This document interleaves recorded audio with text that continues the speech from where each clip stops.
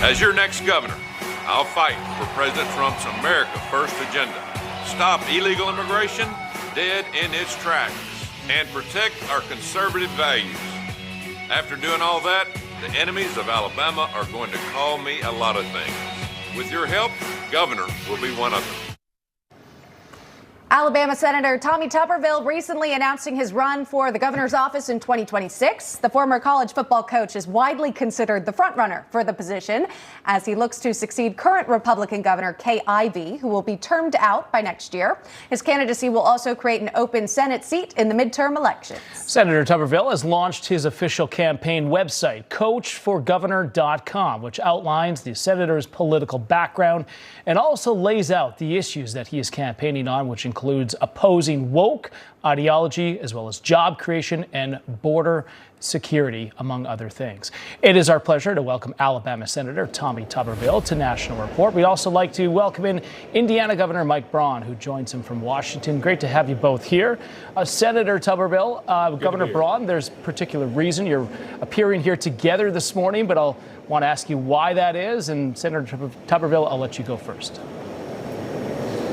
Well, I'm glad to be here with my friend Governor Braun. Was senator this time last year, but I'm glad he's here today.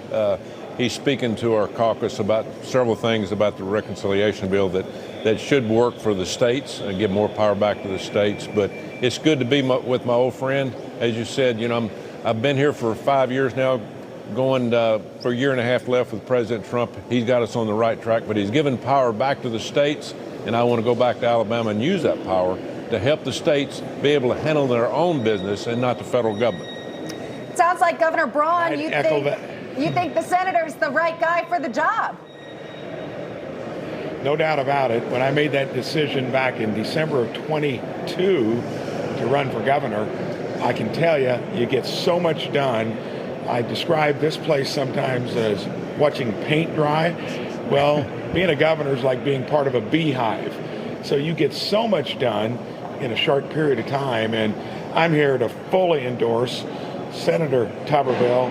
He's going to be the next governor of Alabama, and when he gets there, it's going to be another example of how probably the states are going to do a lot more to shape this country up than relying on a place like this that takes so long to get anywhere. So I think it's going to be the new dynamic in that short 3.5-month session of taking on the high cost of health care.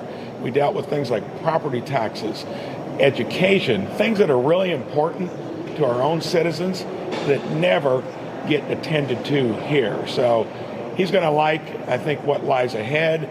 All I can tell you is anybody here as a senator that used to be a governor, they told me that back in December of 22 after I declared. Senator, you've been working over the federal government for a long time here, but also now focusing more on the state. What have you learned maybe from being a senator that would help you as the governor of Alabama? Yeah, you know, the one thing I learned in coaching is the little things that count.